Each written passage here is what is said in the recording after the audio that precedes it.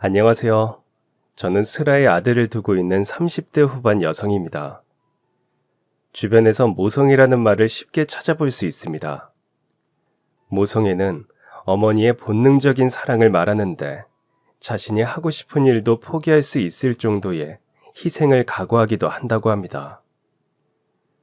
아이를 낳기 전 저도 궁금했습니다. 과연 나에게도 아이를 낳으면 당연하게? 만약 내가 모성애가 없는 엄마라면 어떻게 하지? 이런 쓸데없는 걱정들을 잔뜩 했던 적이 있습니다. 하지만 직접 아이를 낳아보니 알 수 있었습니다. 아니, 뱃속에 아이가 생기자마자 알 수 있었습니다. 엄마가 된다는 것, 아이를 위해서 무엇이든 할 수 있다는 것은 누군가 시키지 않아도 우러나오는 마음이라는 것을 말입니다. 모성애하면 또 저에게 떠오르는 사람이 있습니다. 바로 저희 엄마입니다. 어린 시절 아버지가 돌아가시고 엄마는 혼자서 저를 키워왔습니다. 아마 아이를 키워보신 분들은 아실 거예요. 혼자서 자식을 키운다는 게 얼마나 힘든지 말이죠. 게다가 지금처럼 국가에서 다양한 지원이 나오는 것도 아니라 더 힘들지 않았을까 생각합니다. 어릴 때부터 우리 집은 크게 부유한 편도 아니라서 돈이 여유 있지도 않았으니 말입니다. 제 유일한 가족이라 돈독하기도 했지만 엄마와의 사이는 몇 가지 아픔을 겪으면서 더욱 두터워질 수밖에 없었습니다. 사실 어린 시절 저에게는 오빠가 하나 있었습니다. 하지만 2살 터울의 오빠에 대해 제가 기억하는 것은 아무것도 없습니다. 제 나이 1살 때 오빠와 헤어지게 되었거든요. 아무리 기억을 더듬어 보려고 애를 써도 오빠에 대해서는 아무것도 떠올릴 수 없었습니다.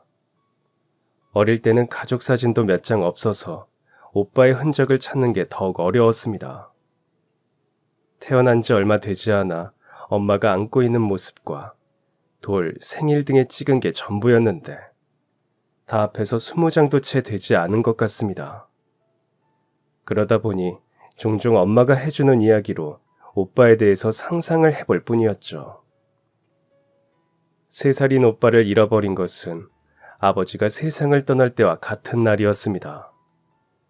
저는 어릴 때 마을 앞으로 버스도 다니지 않은 시골에 살았는데 아버지의 부모님 때부터 살았던 집이라 이사를 하지 않았다고 합니다. 또 엄마와 아버지 2분 다 시골에서 태어나고 자라며 그곳 생활에 만족해서 딱히 다른 지역으로 떠난다는 생각을 한 적이 없다고 합니다. 아버지 엄마는 밭에서 농사를 지었습니다. 마늘과 양파를 길렀는데 저희 땅이 있는 건 아니었고 마을의 부유한 분의 토지를 일부 빌린 것이라고 했습니다. 그것만으로는 생계를 유지하기 어려워 큰 경작지를 가진 집의 일손을 돕기도 했습니다. 아버지는 트럭을 가지고 있어 시장에서 물건을 가져다 주고 가지고 오는 일을 하면서 돈을 벌기도 했습니다. 그래서 일주일에 한 번, 토요일 가장 큰 장이 열리는 날이면 꼭 외출했습니다. 달달거리는 소리가 나면서 저게 굴러가는 게 신기하다 싶을 정도로 오래된 트럭을 타고 뒤쪽에는 시장에 가져다 줄 물건을 싣고 집을 나섰다고 합니다. 그날도 아버지는 시장을 가기 위해 집을 나섰습니다. 그런데 유독 그날따라 평소에 그러지 않았던 오빠가 아버지의 바짓가랑이를 잡은 채 못 나가게 울며 매달렸다고 합니다. 아버지는 일 때문에 어쩔 수 없이 가야 한다고 오빠를 타일렀지만 3살짜리에게 어디 그 말이 통할 리가 있겠어요. 달래도 보고 으름장을 놓기도 해봤지만 오빠는 자기도 같이 가겠다고 혼자 막 신발을 신고는 트럭 문에 매달렸다고 합니다. 토요일장은 워낙 규모도 크고 외지 사람들도 많아 북적이는 탓에 아버지는 늘 혼자 갔다고 합니다. 제가 태어나기 전에는 오빠를 데리고 엄마와 종종 다녀오기도 했지만 혼자서는 짐을 이리저리 나르고 어린아이까지 챙기기는 무리였기에 같이 간 적이 거의 없었습니다. 그런데도 오빠는 참 희한하게 유독 그날 같이 가겠다고 떼를 부렸습니다.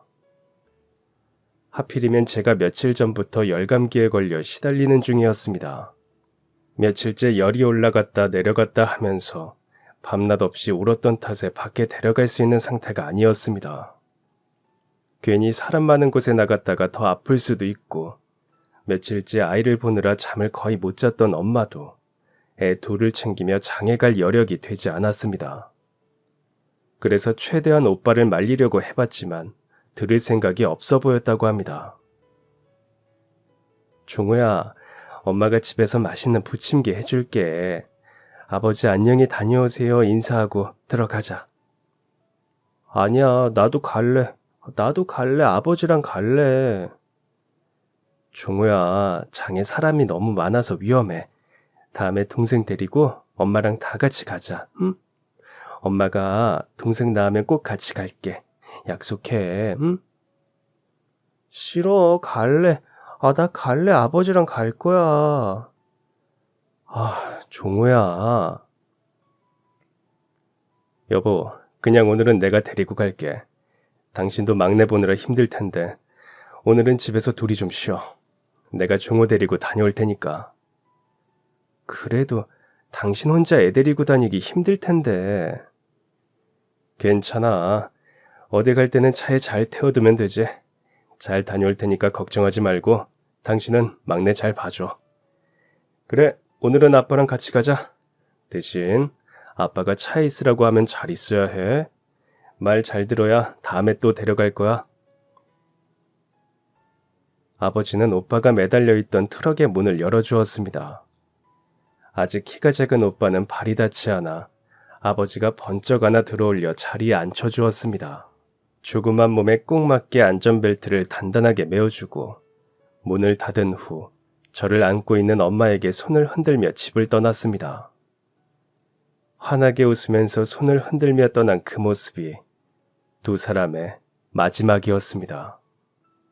아버지는 그날 늦은 저녁이 되도록 집으로 돌아오지 않았습니다. 혹시나 이웃집에 갔나 싶어 엄마는 저를 업고 주변을 돌아다녔습니다. 물건을 부탁한 집마다 문을 두드려 봤지만 다들 소식을 듣지 못했다고 했습니다. 엄마는 아픈 저를 데리고 다른 집을 들렸다가 이장님 댁까지 갔습니다. 하지만 마을 소식을 꿰뚫고 있는 이장님조차 아버지가 어디에 있는지 어떻게 되었는지 소식을 듣지 못했다고 했습니다. 그렇게 터덜터덜 저를 등에 업고 집으로 가는 길, 경찰차 한 대가 저희 집으로 향하는 것을 보았습니다. 그리고 엄마는 경찰차를 보자마자 순간적으로 느낌이 왔다고 합니다. 무엇인가 잘못됐다고, 무슨 일인지 알 수 없지만 사고가 난 것 같다고. 그래서 경찰차를 보자마자 마구 달려갔습니다.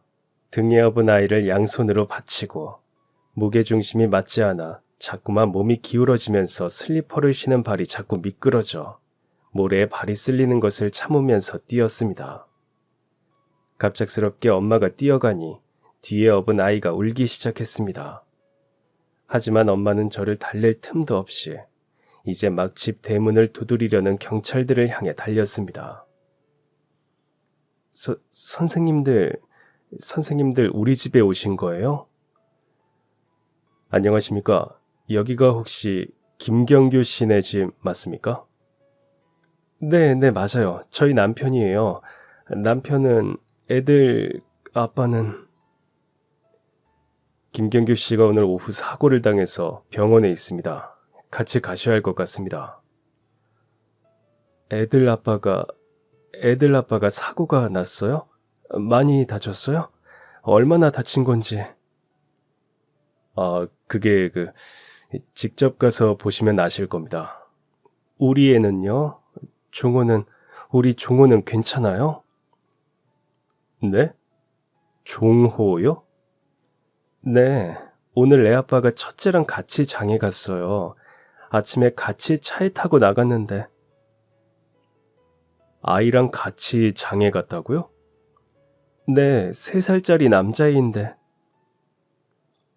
그게 죄송하지만 저희가 사고 연락받아서 출동했을 때 아이는 없었습니다. 김경규 씨만 사고를 당해서 차에서 구조가 되었고 이후 병원으로 옮겨졌습니다. 사고 현장에도 그 주변에도 아이는 없었습니다. 네? 우선 저희가 주변에 아이가 있었는지 다시 수색해 보도록 하겠습니다. 먼저 병원으로 이동하시죠. 엄마는 경찰차를 타고 병원으로 갔습니다. 아버지의 상태에 대해 경찰분들이 고개를 숙인 채 말을 아낀 이유를 얼마 지나지 않아 알 수 있었습니다.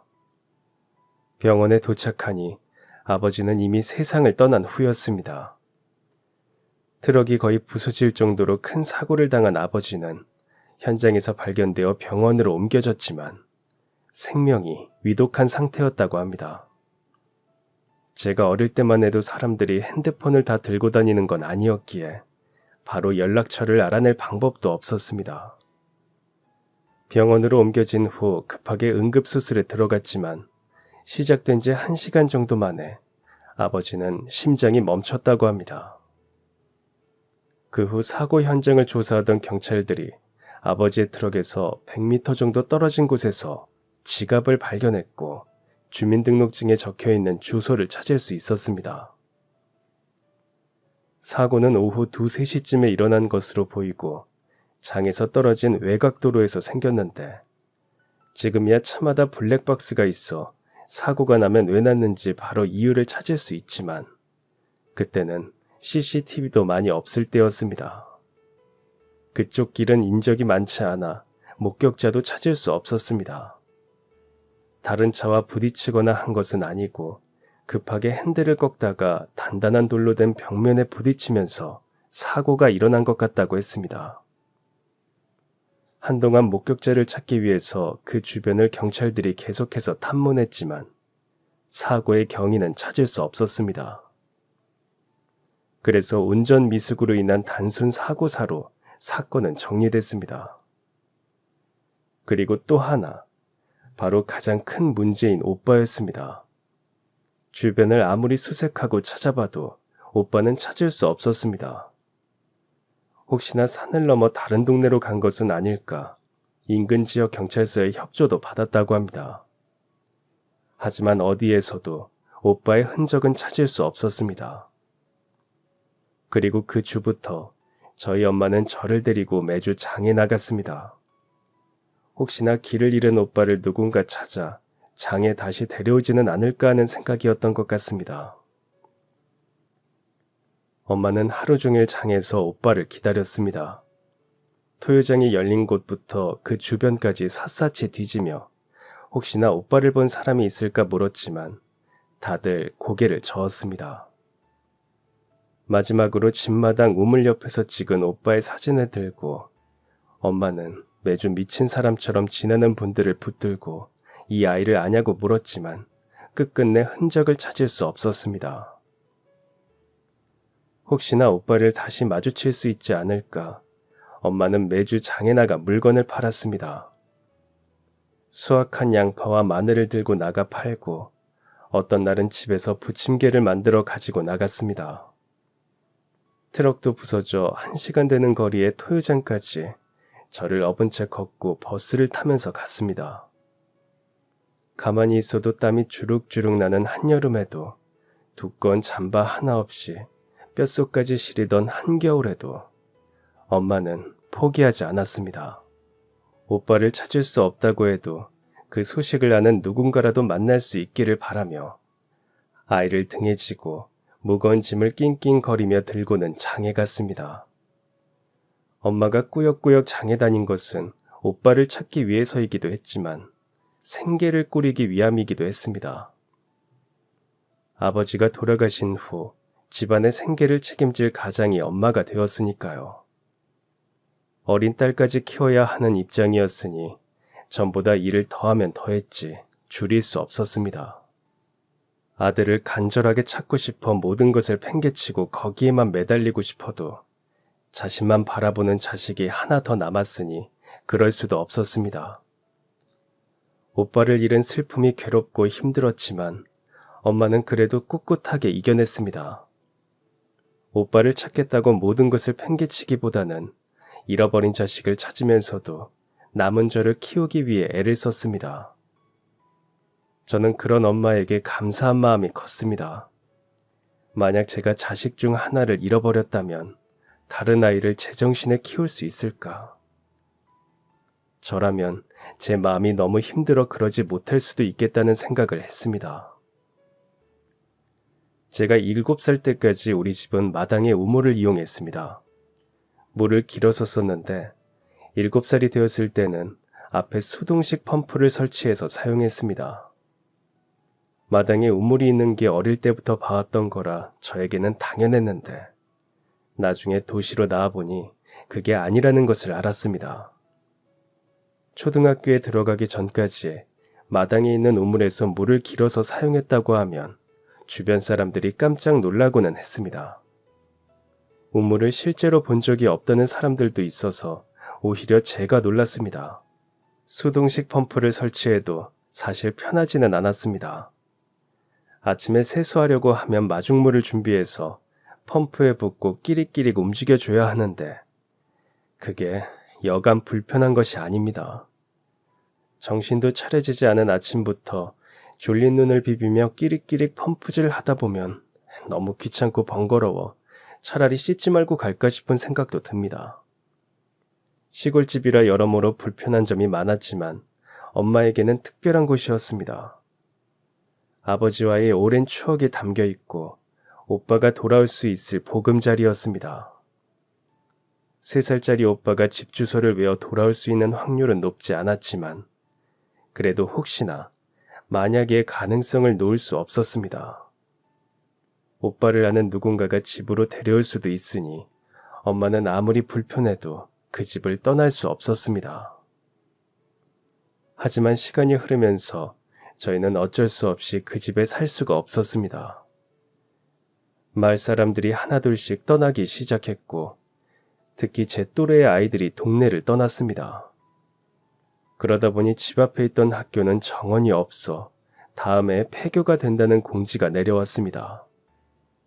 가까운 초등학교는 제가 살던 곳에서 걸어서는 2시간이 넘게 걸리는 곳이라 등하교를 할 수 없는 상황이었습니다. 결국 엄마와 저도 오래 살던 마을을 떠나 이사를 결심했습니다. 이사를 준비하면서 엄마는 정말 많이 울었습니다.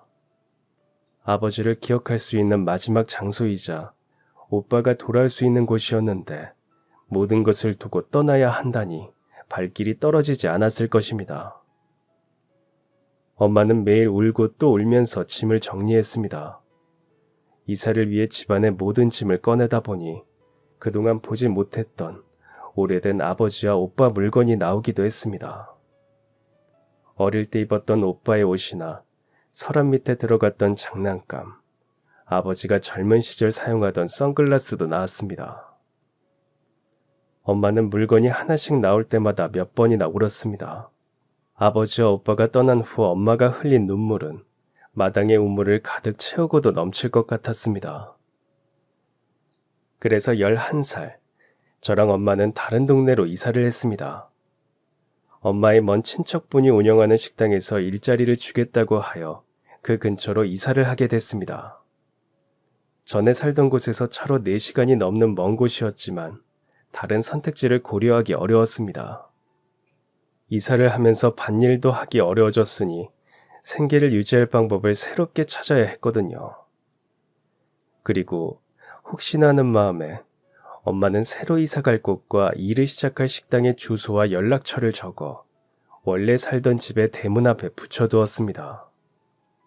이장님에게도 주소와 연락처를 드리면서 나중에 누군가 찾아오면 꼭 전해달라고 부탁을 드렸습니다. 그렇게 마지막까지 눈물로 살던 집과 작별 인사를 하고 떠났습니다. 그때 엄마는 오래 살던 집과 작별 인사를 하는 것이 아닌 그동안 쌓인 추억들, 그리고 잃어버린 오빠에게 안녕을 고했을 것 같습니다.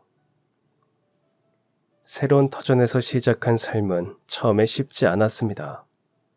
새 집은 전에 살던 곳보다 편하기는 했지만 익숙하지는 않았습니다. 정이 들려면 시간이 더 필요했죠.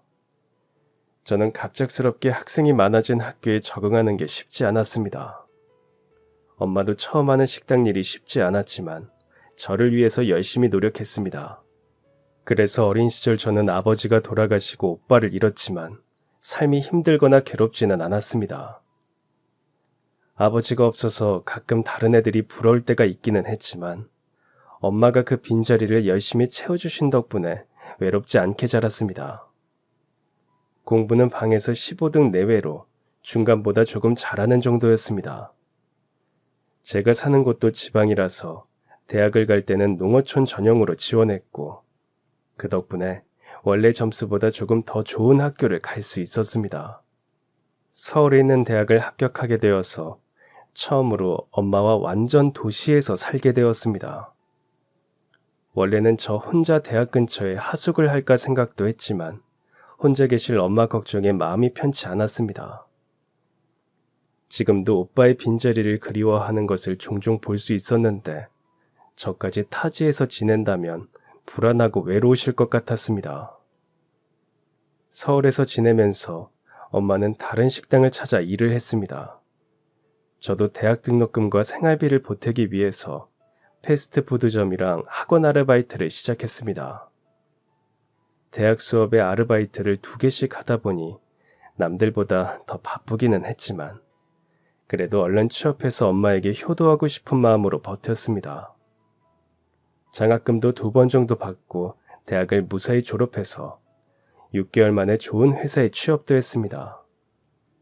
이름 있는 식품 브랜드의 운영팀이었는데 연봉도 높은 편이었습니다. 덕분에 취직하고 나서 2년 만에 엄마와 함께 살 수 있는 전셋집도 마련할 수 있었죠. 그리고 취업한 지 3년 차에 소개팅으로 지금의 남편을 만났습니다. 회사 지인분이 소개해 주었는데 남편은 대기업 마케팅팀에서 근무하고 있었습니다. 처음에는 학벌도 좋고 회사도 좋아서 너무 거들먹거리는 사람이면 어쩌나 싶었는데 실제로 만나보니 제 예상과 전혀 달랐습니다. 대학 시절에는 봉사 동아리를 다니면서 활동을 했었고 지금도 시간이 날 때면 보육원 등을 방문한다고 했습니다. 대학 입학 후 얼마 지나지 않아 부모님이 모두 사고로 돌아가셨고 그 후로는 삼촌 집에서 지냈다고 합니다. 사실 부모님이 계시지 않는다는 이야기가 누군가에게는 선뜻 터놓기는 어려울 수 있다고 생각해 남편이 대단하게 보였습니다. 먼저 솔직하고 담담하게 자신의 가정사를 이야기하는 남편 덕분인지 저 또한 제 어린 시절부터 지금까지 엄마와 함께 산다고 편하게 말할 수 있었습니다. 정말 고생이 많았겠네요. 저는 성인이 되고 나서 부모님이 돌아가셨는데도 한동안 아주 힘들었어요. 여유 있는 삼촌이 걷어주기는 했지만 그래도 제가 얹혀 산다는 생각에 마음이 편하지 않더라고요. 대학 내내 아르바이트해서 학비를 마련하고 보육원에 봉사한 것도 그런 이유였어요. 삼촌에게 너무 짐이 되고 싶지 않았고 또 제가 부모님이 돌아가시고 나니 같은 상황에 있을 아이들의 마음이 이해됐거든요. 어릴 때부터 아버지 없이 지내셨다니 정말 고생이 많았겠네요. 아니에요. 전 딱히 한 것도 없는걸요. 1살 때라 아버지나 오빠에 대한 기억도 별로 없어서 그립다고 말하기도 어려운 것 같아요. 대신 그 고통을 오롯이 간직하고 있을 엄마가 고생이 많으셨을 거예요. 지금도 종종 오빠 사진을 꺼내보면서 우시거든요. 그래서 실종가족 유전자 등록도 저 혼자 했어요. 엄마에게 권하고 싶기는 했지만 기대했다가 실망하면 마음이 더 아플 것 같아서 차마 권할 수가 없더라고요. 그래서 저 혼자 등록해놨는데 아직도 소식이 없네요. 서로 비슷한 상처를 안고 있어서 그런지 첫 만남부터 이야기가 잘 통했습니다. 무엇보다 마음이 따뜻한 사람이라서 정이 갔습니다. 또 혼자 지내는 동안 내면이 단단해진 사람이라 제가 기댈 수 있기도 했습니다. 1년 동안 연애를 하면서 남편은 저에게도 잘해주었지만 엄마도 살뜰하게 챙겼습니다. 명절이나 생신, 휴가 때면 잊지 않고 저희 엄마에게 먼저 연락하고 제가 바쁠 때는 자기가 대신 선물을 고르기도 했습니다. 해외로 출장을 다녀올 때도 잊지 않고 엄마 선물까지 꼭 챙기면서 연애한 지 얼마 지나지 않았을 때부터 사이 노릇을 아주 톡톡히 했습니다. 그래서 엄마도 남편을 연애할 때부터 아주 예뻐했습니다. 연애한 지 1년 반 만에 저희는 결혼을 했습니다. 29 웨딩드레스를 입고 식장에 들어가면서 이제는 딸이 아니라 아내로서 몫이 커지겠구나 생각해 한편으로는 엄마 걱정이 됐습니다. 그런데 남편은 저에게 깜짝 선물을 준비해 두었더라고요. 알고 보니 저에게 미리 보여줬던 신혼집이 아닌 다른 곳에 계약을 해둔 상태였습니다. 결혼식이 끝나고 저를 데리고 이사갈 곳의 아파트 앞에 멈췄을 때만 해도 전혀 예상하지 못했습니다. 그런데 저희가 둘러본 동이 아닌 다른 곳으로 들어갔습니다. 여기는 어디야? 여기가 우리 집이야. 우리 집? 우리 계약한 곳은 여기 옆동 아니었어? 사실 그건 거짓말이었어. 진짜 계약한 곳은 여기야. 지난달에 장모님이랑 같이 와서 둘러보고 계약했어. 우리 엄마랑? 결혼하면서 어머니 걱정 많이 했잖아. 나도 장모님한테서 딸을 뺏는 것 같아서 걱정이 많았어. 장모님에게 가족이라고는 당신 하나인데. 그래서 결정했지. 우리 가족 다 같이 살기로. 장모님도 나 아들처럼 예뻐하잖아. 나도 장모님을 우리 어머니처럼 생각하니까 같이 살아도 좋겠다 생각했지. 알고 보니 결혼 한 달 전 엄마와 이야기해서 방 4개짜리 집을 계약했던 것입니다.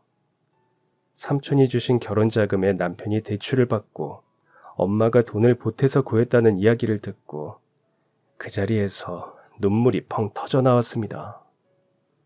내가 진짜 결혼을 잘했구나 싶었습니다. 엄마 잘 챙겨주라고 하늘에 계신 아버지가 보내주신 선물이구나 생각도 들었습니다. 그래서 결혼하고 나서도 저는 엄마와 함께 살았습니다. 결혼하고 나서 5년 후 아이를 낳았는데 이후부터 조금씩 엄마에게 이상 증세가 나타났습니다. 처음에는 그냥 건망증인가 싶었는데 갈수록 빈도수가 높아지고 중요한 것을 잊어버리는 것 같았습니다. 가스레인지를 켜두고는 잊어버린다거나 화장실에 수도를 틀어두고는 잊기도 했습니다. 처음에는 우리 엄마도 나이 드나 보네 하면서 웃어 넘겼지만 시간이 지날수록 큰 문제들이 생기기 시작했습니다. 육아 휴직 후 저는 회사로 돌아갔습니다. 마침 아파트 단지 내에 있는 어린이집에 자리가 생겨서 아이는 2돌이 지난 후부터 8시부터 4시까지는 기관에서 생활했습니다. 아침에는 저나 남편이 출근하면서 어린이집에 데려다 주었고 오후에는 엄마가 아이를 픽업해왔습니다. 그리고 저희가 퇴근하기까지 2-3시간 정도 아이를 돌봐주었습니다. 그런데 어느 날 어린이집에서 전화가 왔습니다. 안녕하세요. 오늘은 할머니가 4시에 데리러 오지 않아서요. 혹시 오늘은 늦게 오시나요? 제가 따로 연락받은 게 없어서. 네? 엄마가 아직 안 오셨어요? 네, 저희가 전화 드렸는데 안 받으셔서. 죄송해요, 선생님. 제가 한번 전화해 볼게요.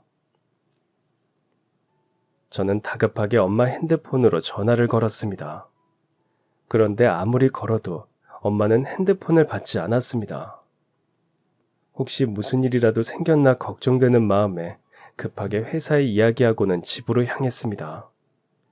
우선 어린이집에서 아이를 데리고 급하게 집으로 가봤습니다. 그런데 엄마가 우리 집 층의 계단 앞에 멍하니 앉아있는 게 보였습니다. 엄마, 거기서 뭐 하세요? 여기서 내가 뭐 하고 있었지? 엄마는 멍한 표정으로 답을 했습니다. 손에는 검은 봉지가 들려 있었는데 그 안에는 두부가 들어 있었습니다. 저는 우선 엄마를 모시고 집 안으로 들어갔습니다. 집에 들어오니 식탁 위에 엄마 핸드폰이 놓여 있었습니다. 마트 갔었어요? 어? 마트에 갔었던 것 같은데, 아, 그리고 집에 왔는데, 종호, 종호 데리러 가야 하는데. 네? 종호, 우리 종호, 아니, 우주 데리러 가야 하는데. 우주 방금 저희랑 같이 들어왔잖아요. 지금 방에 있어요. 손주를 보니 아들 생각이 나서 순간 헷갈렸던 걸까 싶었지만 그날의 일은 해프닝으로 넘기기에는 영 찝찝했습니다. 남편에게 이야기를 해보니 병원에서 검사를 받아보는 게 좋겠다고 하여 엄마를 모시고 갔습니다. 병원에서는 뇌를 위주로 검사를 했는데 특별한 문제점은 발견되지 않았다고 합니다. 그래서 추가로 검사를 진행했는데 뜻밖의 소식을 들었습니다. 지금 어머니가 치매 증세가 보이는 것 같습니다. 인지 기능이 떨어지거나 뇌에 문제가 있는 것은 아닌데 아까 기억력과 계산 부분에서는 어려움을 느끼는 것을 확인했습니다. 또 스트레스 지수가 굉장히 높게 나왔는데 최근 무슨 문제가 있었나요? 최근... 아니요. 특별한 일은 없는데 어제 아들에게 어릴 때 잃어버린 오빠 이름을 부르시기는 했어요. 거의 30년 전 잃어버린 오빠 이름을 부르셨는데 혹시 관련이 있을까요? 오빠분을 혹시 언제 잃어버렸나요? 오빠가 3살 때 잃어버렸다고 들었어요. 지금 자녀분은 몇 살이죠? 우리 애가 이번에 얼마 전 2돌 지났어요. 확실하게 말씀드리기 어렵지만 스트레스와 치매는 서로 상관관계가 높습니다. 손주가 태어나면서 아들 생각이 많이 나서 그게 트라우마로 발현했을 수도 있어요. 잃어버린 아들 생각이 나면서 급격하게 심리적인 불안감이나 스트레스를 유발했을 수도 있고 일시적인지 아니면 치매가 계속 진행될 것인지는 더 지켜봐야 알 것 같습니다. 우선 상태가 더 심해지지 않도록 우선 약을 처방해 드릴게요. 그리고 우리 병원에서 진행하는 프로그램에 일주일에 한 번 참여하는 것을 권장합니다. 엄마는 일주일에 한 번 병원에서 진행하는 치매 치료에 참여했습니다. 상태가 더 나빠지는 것 같지는 않았지만 그렇다고 나아지는 것 같지도 않았습니다. 어느 날은 집 비밀번호를 잊어버리기도 했고 호스를 헷갈려서 다른 집 키패드를 누르기도 했습니다. 이러다 신호등을 보는 방법을 잊어버리거나 집에 돌아오는 길을 까먹거나 사고라도 당하면 어쩌나 마음이 늘 불안했습니다. 2달이 지났지만 나아지는 모습이 없어 저는 회사에 사표를 냈습니다. 그리고 몇 주 후 엄마를 모시고 병원에 갔습니다. 잠시 화장실에 다녀온 후 치료실 앞에서 기다리는데 엄마가 나오지 않았습니다. 혹시나의 간호사님에게 물어보니 이미 엄마는 프로그램이 끝나고 나왔다고 했습니다. 깜짝 놀라 층을 다 돌면서 엄마를 찾아다니고 병원에서 안내방송도 했는데 찾을 수가 없었습니다. 이러다 큰일 나는 게 아닌가 싶어 눈물부터 났고 남편에게 연락했더니 바로 나와서 찾아보겠다고 했습니다.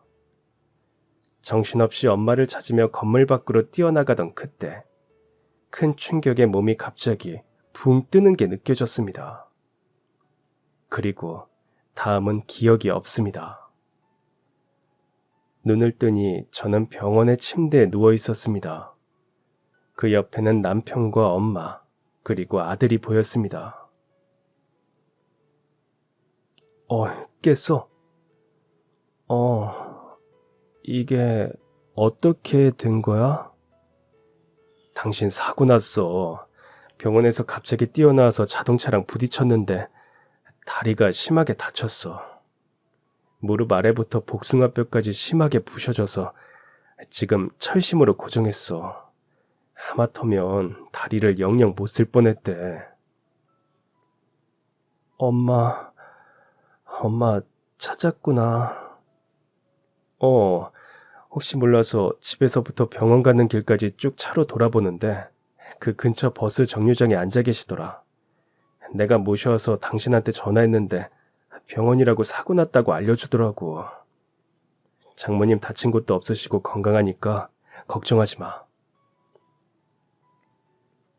엄마가 괜찮다는 이야기에 저도 모르게 눈물이 주르륵 흘렀습니다. 심하게 다친 다리는 신경도 쓰이지 않고 그저 엄마가 괜찮다는 소식에 마음이 안심됐습니다.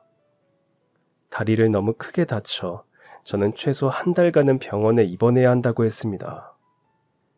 6인실에 자리가 날 때까지 2인실을 이용하기도 했고 그동안 엄마를 돌봐줄 분을 따로 구했습니다. 2인실은 제 또래의 여자분이 있었습니다. 그분 역시 얼마 전 교통사고를 당해 수술을 받고 입원했다며 또래를 만나 반갑다고 인사를 나눴습니다. 저희 둘만 쓰는 곳이다 보니 이야기 나눌 사람도 서로뿐이라 금방 친해졌습니다. 저보다 2살 위인 언니는 성격도 서글서글했고 병간호를 돕는 동갑 남편도 굉장히 좋은 분이었습니다. 남편은 어릴 때부터 독일에서 살았어요. 저는 독일로 유학하러 갔다가 만났는데 이제 슬슬 2세를 가지면 어떨까 싶어서 한국에서 난임 치료를 받으려고 왔어요. 그런데 공항에서 내리자마자 운전이 미숙한 렌터카가 실수로 횡단보도를 건너면서 사고가 났어요. 그래서 한국 오자마자 이렇게 병원 신세를 졌네요. 이야기를 나누면서 저희는 언니 동생 하면서 금방 친해졌습니다. 언니 남편은 퇴근하면 바로 병원으로 달려와 간호했고 과일을 사오면 꼭 제목까지 잘라서 나눠주고는 했습니다.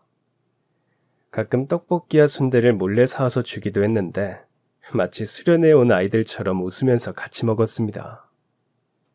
함께 병실을 쓴 지 3주째 어느 날 이야기를 나누면서 텔레비전 채널을 돌리고 있었는데 잃어버린 가족을 찾는 내용의 프로그램이 나왔습니다.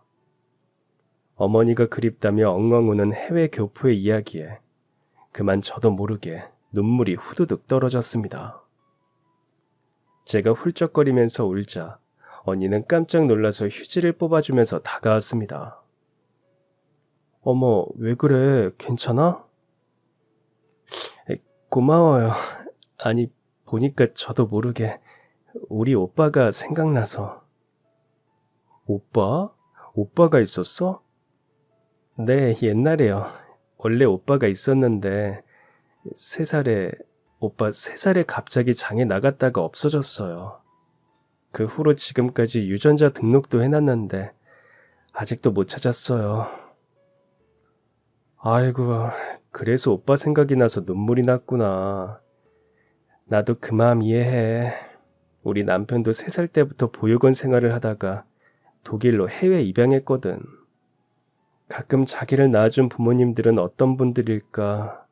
자기를 기억하거나 찾고 있기는 할까? 이런 이야기 하면서 마음 아파해.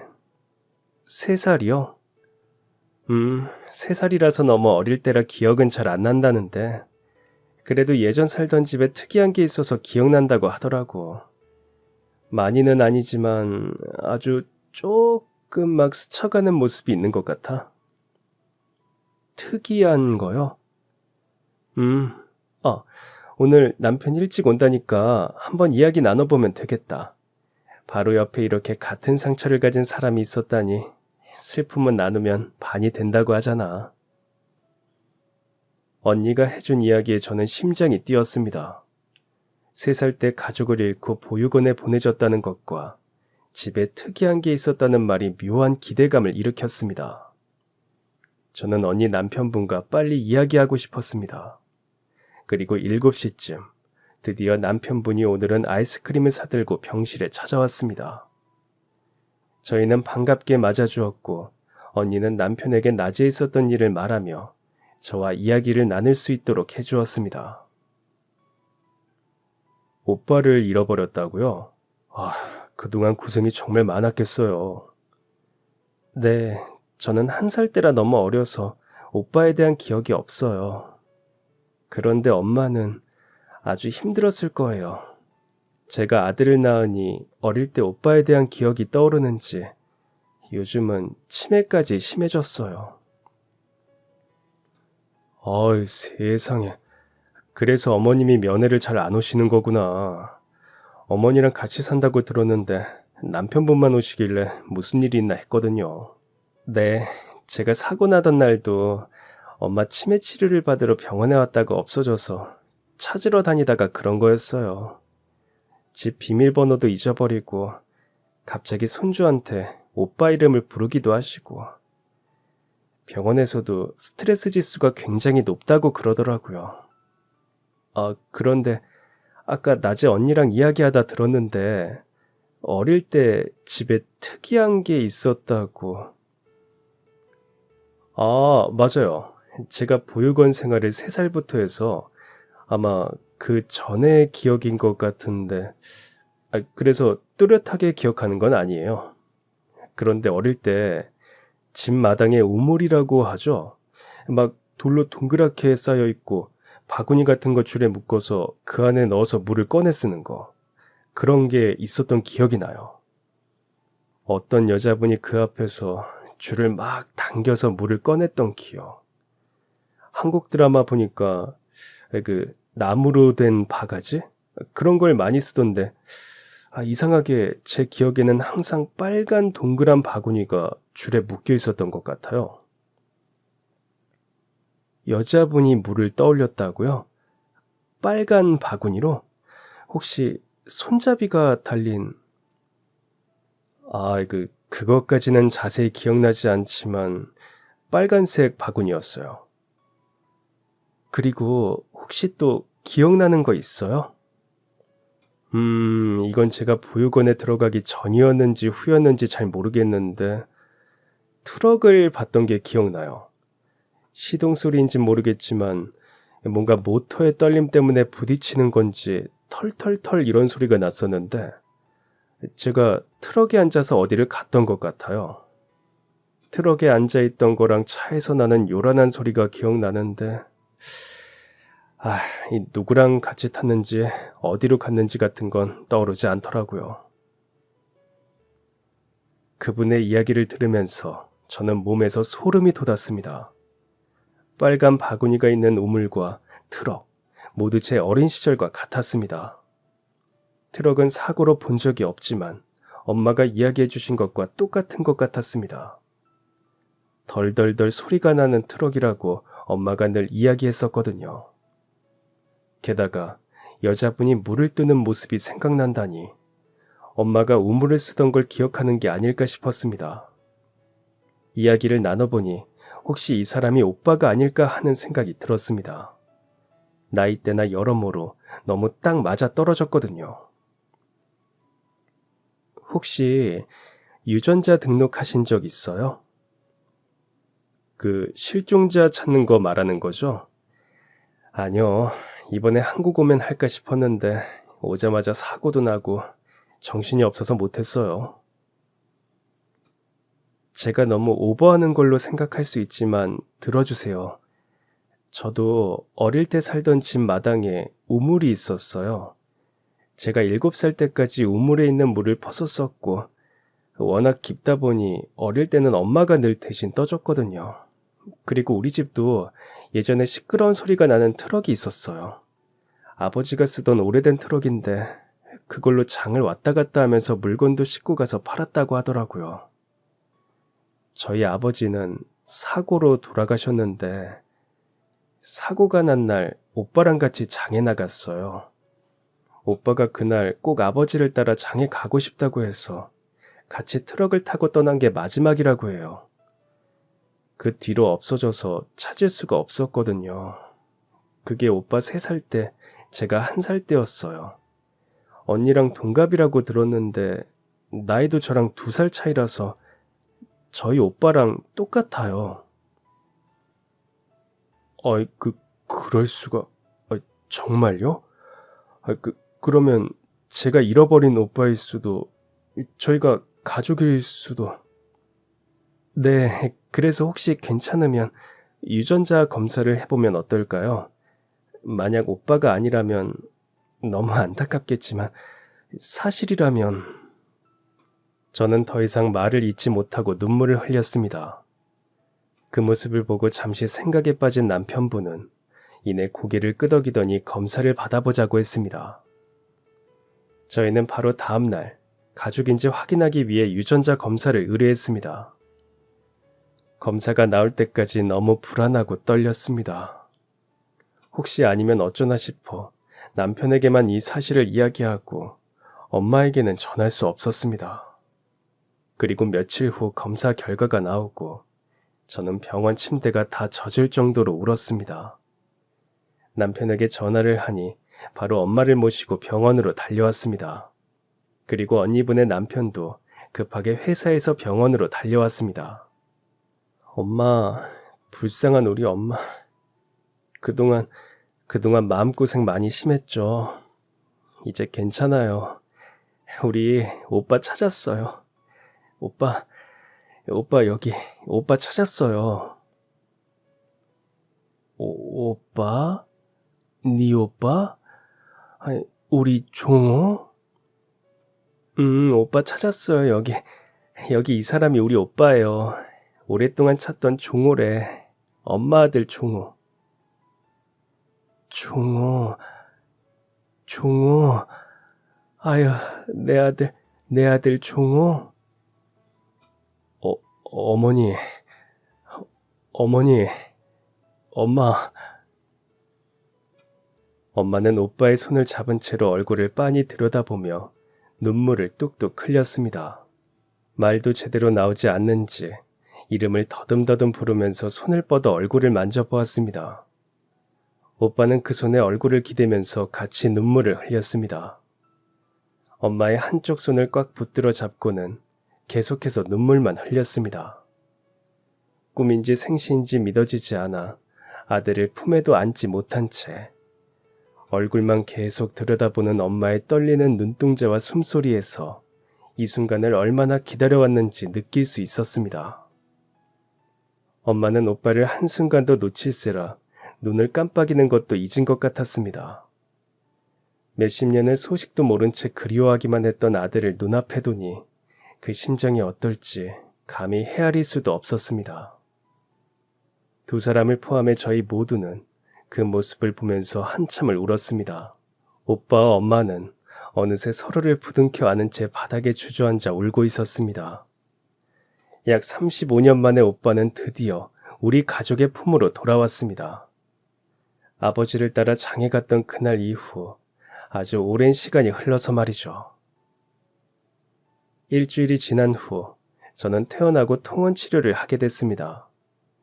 제가 퇴원하고 나서 며칠 후 새언니도 무사히 집으로 돌아갔고 동네가 가까워 그 후에도 저희는 자주 왕래했습니다.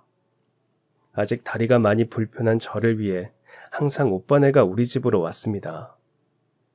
오빠가 올 때마다 엄마는 오랫동안 묻어둔 앨범을 꺼내서 몇 번이나 사진들을 보여주고는 했습니다.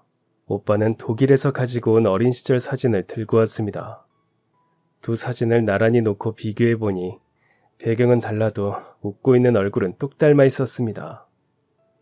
오빠를 찾은 후 엄마는 스트레스가 줄어들어서인지 한동안 보였던 치매 증세들도 많이 나아진 모습인데요. 30년이 훌쩍 넘은 예전 기억도 또렷하게 하시는 것을 보며 참 다행이라는 생각이 듭니다. 오빠랑은 어린 시절을 함께 보내지 않아 어색할 줄만 알았는데 가족이란 그런 것인지 아니면 병원에서부터 미리 친해져서 그런지 새언니까지 매우 사이좋게 지내고 있습니다. 오빠가 어떻게 보육원에 가게 되었는지도 알 수 없고 잃어버린 지난 세월을 다시 돌려받을 수는 없습니다. 하지만 오랜 세월을 지나 다른 나라에서 지내던 우리가 우연한 기회로 어렵게 다시 만나게 된 것은 감사한 기적이라고 생각하는데요. 이제 엄마도 마음의 짐을 내려두고 앞으로 남은 시간은 가족끼리 즐거운 추억만 만들며 행복하기를 바라봅니다. 그럼 지금까지 사연 들어주셔서 감사합니다.